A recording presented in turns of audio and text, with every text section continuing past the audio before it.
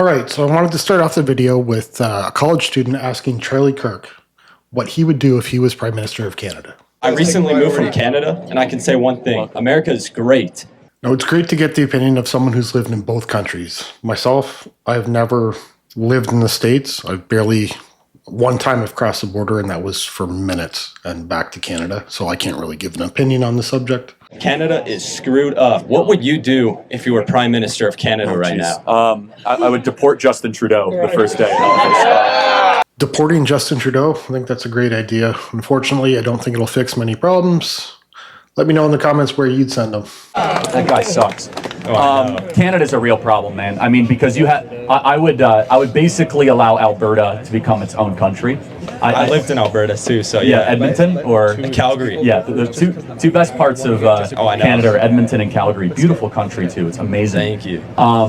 Canada's a really screwed up country, and it's a self-hating country, as you well know, that prides itself on being polite.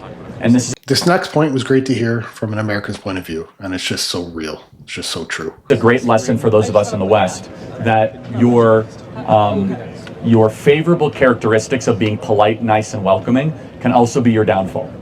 And you know that in Canada, right? Yeah. Super polite. Okay, we're just going to allow a bunch of foreigners over on our country. Super polite. We're not going to allow anyone. We're not going to have free speech. Canada's got a big problem. It does not have the Constitution. So you do not have robust free speech protections. You do not have Second Amendment protections. So the government is able to do whatever they want. I wouldn't want to be Prime Minister of Canada. I wouldn't last very long. But between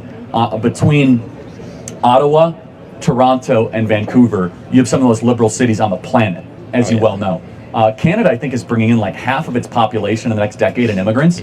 It's just not sustainable. I know. And it's too bad. It was a once great country. Canada has fallen. Now, looking back, we can start to see where this problem started. It's simple to me. Canada needs more people. Canadians understand the need to continue to grow our population if we're going to meet the needs of the labor force. You know, immigration in Canada is not just something that we do. It's who we are. It's who we've always been.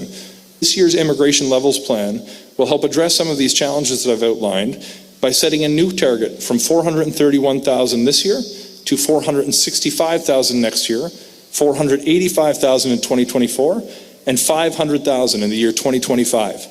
The numbers just aren't sustainable. Everyone seemed to know except the government. Immigration is harming the country. That's right, 1 in 2 Canadians now view immigration negatively, and over half of Canadians believe that immigration has a negative effect on housing, healthcare, traffic, and social services. Currently, 53% of Canadians believe that immigration is hurting the country, with Conservatives and Bloc Québécois the most likely to hold this view. So don't get me wrong here in this video. I am for immigration. I'm not against it. I just believe Canadians should be put first. When you're bringing immigrants into the country, you need to make sure that you're able to house them. That Canadians will not be out of houses.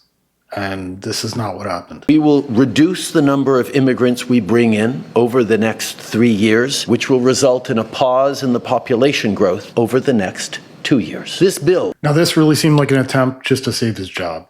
On our previously announced measures to cap international student permits and reform the temporary foreign worker program, all of which we are implementing with a single aim: stabilize our population growth to give all levels of government time to catch up, time to make the necessary investments in healthcare, in housing, in social services to accommodate more people in the future. So we can accommodate more people in the future. So let's clean it up. Let's try to fix it, only so we can break it down the road. Perfect. Far too many corporations have chosen to abuse our temporary measures, exploiting foreign workers while refusing to hire Canadians for a fair wage. Now, what's amazing about that clip is it's a problem they created. Now they want to explain it to us like we didn't know and trust them that they can fix it. No, thank you. All while, under the watch of provinces, some colleges and universities are bringing in more international students than communities can accommodate, treating them as an expendable means to line their own pockets. That's unacceptable, and it needs to change. The caps that we put in place are not measures that we took lightly, nor are the measures taken today ones that we're taking lightly without reflection. We are an open country, but not everyone can come to this country. Permanent residency is something that we hold dear. It has a value, as does Canadian citizenship. Now, in an attempt for Justin to save his job, they give us some new numbers. And I think these numbers are still way too high, but that's just me. I think the housing crisis needs to be fixed before any new immigrants come to the country. Lower the number of new immigrants coming into Canada. In an effort to relieve pressure on housing and social services, Canada is cutting back. In 2025, the target is 395,000 permanent residents, decreasing further in the 2 years following. And the government is also reducing the proportion of non-permanent residents following a surge in arrivals after the pandemic. The immigration minister admitted in the fall. Did we take too long to adjust? I think there's some responsibility there. Some responsibility. No, you are completely responsible. Though immigration lawyers warn that the system is so overloaded that the new plan hinges on more than 2 million people already in Canada leaving. We've got this huge influx of people on Canadian soil expecting permanent residence who won't get it. And so for that reason, the number one question is, how can I stay here? Among those asking this question, international students who are facing an intake cap that's shrinking by 10%.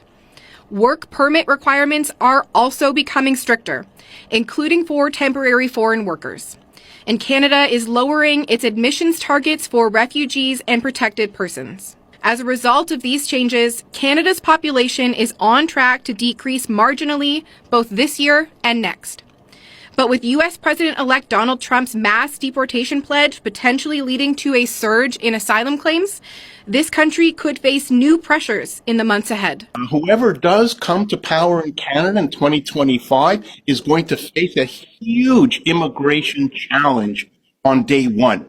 That really is a scary thought. How many people, once Trump starts deporting them, are going to make it across the border? Are things only going to get worse?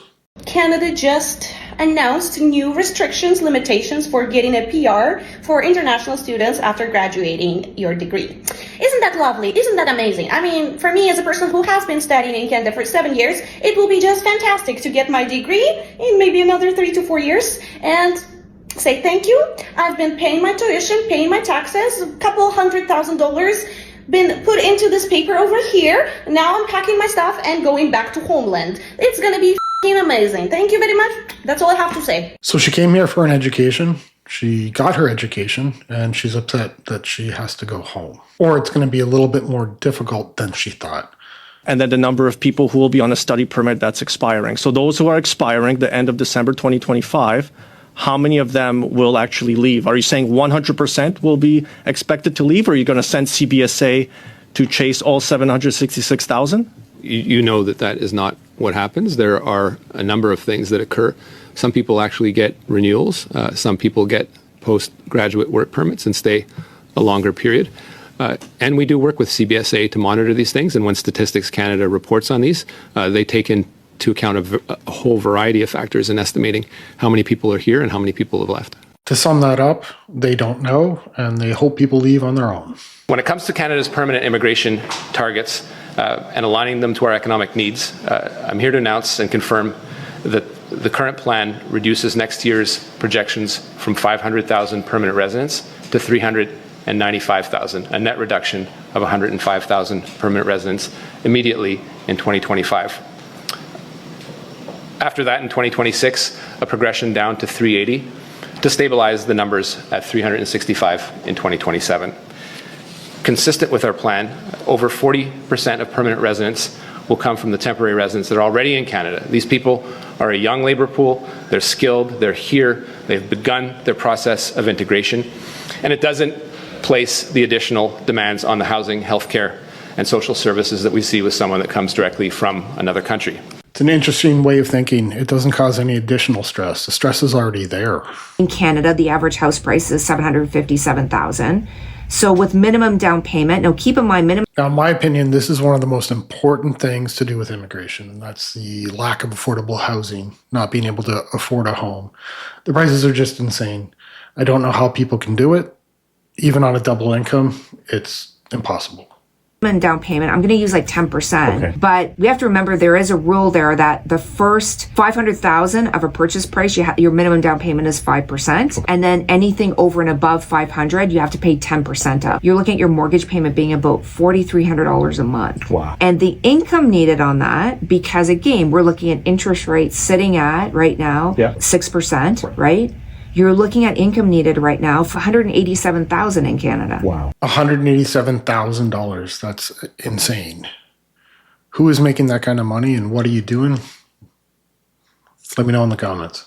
So when you look at the average income of a single person, the median out there is close to about $65,000. So now you're looking at not only what we traditionally looked at, which would be a couple, that's not even covering it. Homes are set to become pricier in Canada next year by 5%. RE/MAX Canada published its Canadian Housing Marketing Outlook for 2025, revealing that the average national residential price is likely to increase by 5%. They also revealed that home sales could rise up to 25%, with Toronto's projected to rise by 12.5%. Not really much of a surprise there. Prices will always continue to rise. And it seems homes will always be unaffordable for most Canadians. What are you affording on $70K by yourself as a single person? You're going to be renting, for sure. You're going to be renting. Yeah, absolutely. So what can you afford in the GTA for $70,000? You can't afford anything. Salary. Nothing. Yeah. You need to either buy with a family member, a friend, or you need to have your mom and dad gift you money from their equity of their home. I've seen quite a bit of this, heard quite a bit about this. People who are buying are going in together with others, whether it be family members or I've seen friends do it.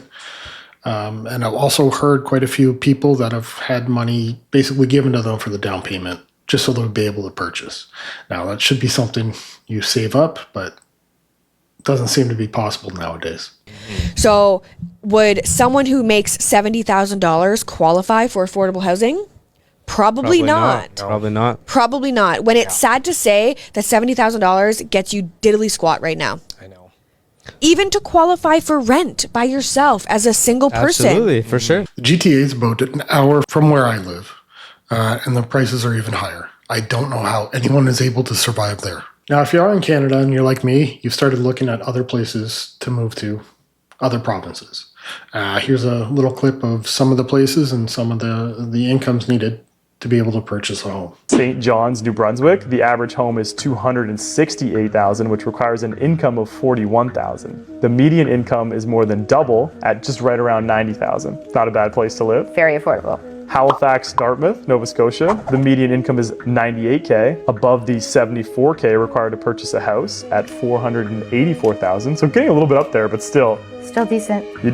Still under $500K. And then Newfoundland and Labrador, the median income is $85,000, can comfortably afford an average home of $276,000, where the income would only need to be $42K per year. So is Canada unaffordable? Is Canada kind of affordable, but Toronto? So it seems there is a little bit of hope if you're willing to pack up and move to another province. It's a lot easier said than done, but there are options. It's interesting to see what you can afford in a place like New Brunswick as compared to Ontario. It's like night and day. Now I'm going to finish this video with one more clip, and this is Pierre Poilievre's solution to fix the immigration crisis. Here's an actual solution to Canada's immigration that makes perfect sense. It was shared today by Pierre Poilievre. Let's take a look. How many permanent residents do you want to see accepted into Canada next year? First of all, we have to acknowledge that Justin Trudeau has destroyed our immigration system. We had a multi-generational consensus in immigration for literally decades before Trudeau came along. Immigration was not even a controversial issue prior to Trudeau.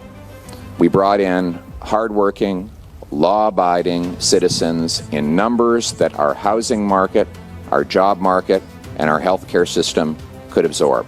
What has since happened? Trudeau and Fraser destroyed the temporary foreign worker program by telling their bureaucrats to overlook fraud, by getting rid of the rule that required that you couldn't bring in temporary foreign workers for low-wage jobs in places where there was over 6% unemployment. In other words, where there were lots of people looking for work. They destroyed the international student program by allowing rampant fraud and abuse and increasing the numbers to levels we could not afford. And they grew the population almost 3 times as fast as the housing stock. That is entirely a decision of Justin Trudeau and the NDP Liberals. When I'm Prime Minister, the temporary foreign worker program will be used exclusively to fill jobs that Canadians cannot or do not fill. like in agriculture sectors, but never to replace Canadians or drive down wages. We will only admit international students to, if they have a way to pay their bills, a house to live in, and a real admission letter to a real educational institution. And population growth will be below the growth in jobs, housing, and healthcare. That is a common sense plan. Now let's bring it home. I've been saying this for a long time. If you bring in 1.2 million people per year, which is what we've been doing, and only build 200 to 250,000 homes, a 5-year-old would be able to tell you the math ain't mathing. This is a great solution and it will work, but unfortunately things are so out of whack, this solution will definitely take time. All right, that's it for this one. Let me know what you thought in the comments below. And if you can, hit like and subscribe. Have a great day.